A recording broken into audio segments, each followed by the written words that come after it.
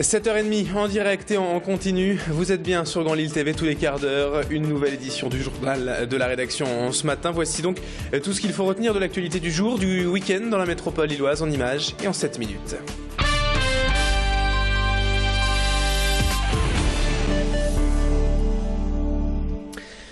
Et l'une des principales informations de ce week-end, tout d'abord dans la région, c'est donc l'arrivée de René Girard en tant que nouvel entraîneur du LOSC.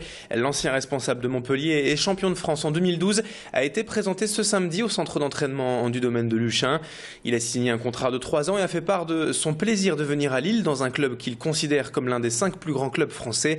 La reprise de l'entraînement est donc fixée au lundi 1er juillet avec le nouveau coach et d'ici là, c'est surtout la rubrique transfert qui va animer le chapitre football. À ce sujet, notez d'ailleurs que le défenseur Lucas Digne aurait trouvé un accord avec les dirigeants du Paris Saint-Germain. Le jeune défenseur lillois de 19 ans quitterait donc le Nord dès cet été pour rejoindre la capitale contre une indemnité de transfert de 15 millions d'euros.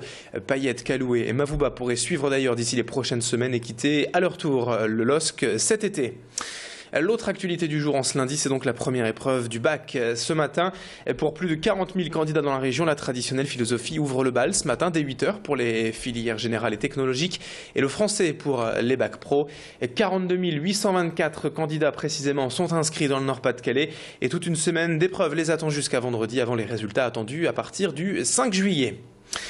Également, à la une, ce lundi, retour en images sur cette opération des buralistes français frontaliers vendredi, en compagnie notamment de Gérald Darmanin, député UMP du Nord dans la 10e circonscription. Ils sont allés en fait en Belgique, à Moucron, où dès les premiers mètres après la frontière, on ne trouve que des débits de tabac, de véritables supermarchés et de la cigarette que dénoncent les buralistes français, surtout au vu des prochaines hausses décidées par le gouvernement pour les mois à venir.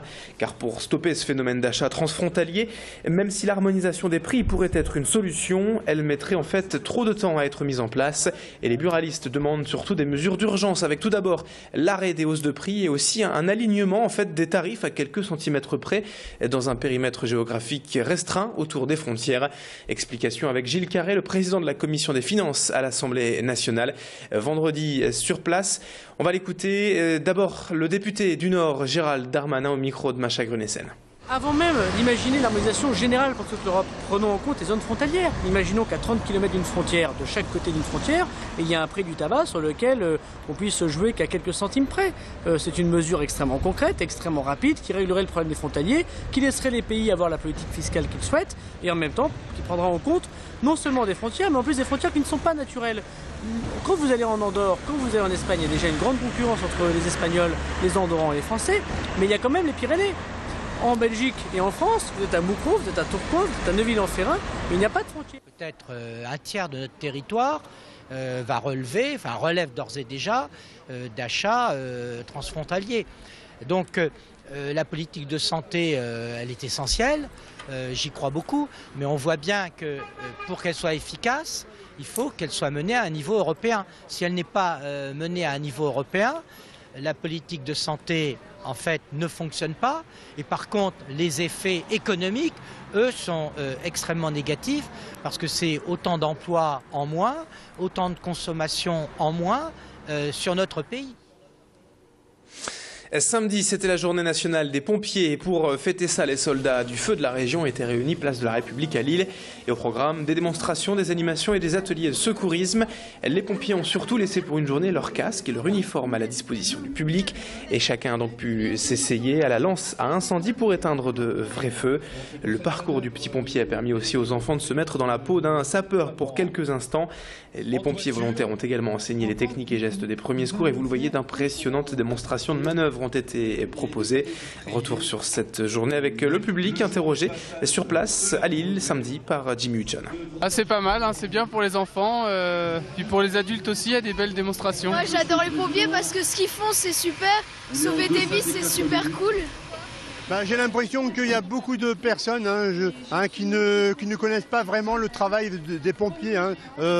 Ils s'imaginent que c'est uniquement éteindre un feu ou alors se dépêcher sur un accident de la route. Mais en dehors de ça, il y a un maximum de tâches qui leur incombent et il faut leur donner faut leur tirer le chapeau, quoi. Allez, 7h35 ce matin sur Grand Lille TV. Et pour terminer ce journal, ces belles images. Car ce week-end, au beau milieu de ce mois de juin, il y avait forcément une braderie ou une brocante près de chez vous. Vous y avez peut-être d'ailleurs participé. C'est la pleine saison actuellement pour les vides-greniers et autres déballages de quartier. Comme ici donc sur ces images de Jimmy Hutchen à la braderie de Vama à Villeneuve-d'Ascq dans le quartier de Flers. Le Nord est l'une des régions numéro 1 pour les braderies. Il y en a des dizaines tous les week-ends et bien sûr il y en a de toutes sortes. Mais quelles bonnes affaires peut-on y dénicher? Peut-on tout vendre ou tout acheter? Écoutez le témoignage de ces bradeux, des acheteurs essentiellement, rencontrés donc hier à Villeneuve-d'Ascq.